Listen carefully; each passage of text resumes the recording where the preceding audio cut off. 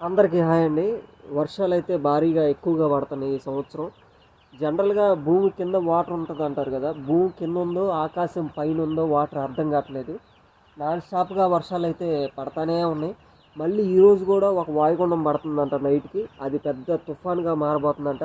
గంటకి 70-100 కిలోమీటర్ల వేగంతోటి గాలి కొట్టే అవకాశం అంట. ఈ ఇయర్‌లో అన్నిటికంటే పెద్ద తుఫాన్ అంట. ఈరోజు నుంచి దగ్గర దగ్గర ఒక 4 రోజులు ఉండొచ్చు వానలు అంటున్నారు. ఆల్రెడీ ఒక 10 రోజుల నుంచి వానలు కంటిన్యూగా పడతానే ఉన్నాయి. సూర్యుడు అనేవాడు కనపడను కూడా కనపడట్లేదు. ఇంకా ఈ తుఫాన్కి ఇంకెట్లా ఉంటాయి, ఏమైనా పంటలు వేసిన వాళ్ళు కానీ, లేదంటే ఏదైనా వ్యాపారాలు చేసుకోవాలి, ఏదైనా పనులు చేసుకోవాలన్నా కూడా ఇబ్బంది అవుతుంది. దేవుడి దయ వల్ల ఈ ఒక్క తుఫానుతో అయినా ఈ వానలు వెళ్ళిపోతే బాగుండు.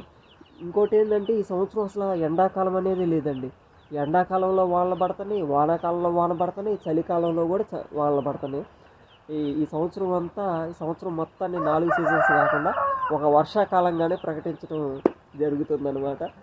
సో ఏంటంటే రానున్న ఈ తుఫాన్కి అందరూ చాలా జాగ్రత్తగా ఉండాలి. అందరూ ఇళ్ళ దగ్గర ఉండాలంటే అప్రమత్తంగా ఉండాలని, బయటికి వెళ్ళొద్దని చెప్తున్నారు. ఒక 3 డేస్ మటుకి నాన్ స్టాప్ ఇంకా పెద్ద పెద్ద వానలు పడే అవకాశం కనపడుతుంది. అది మ్యాటర్ అయితే.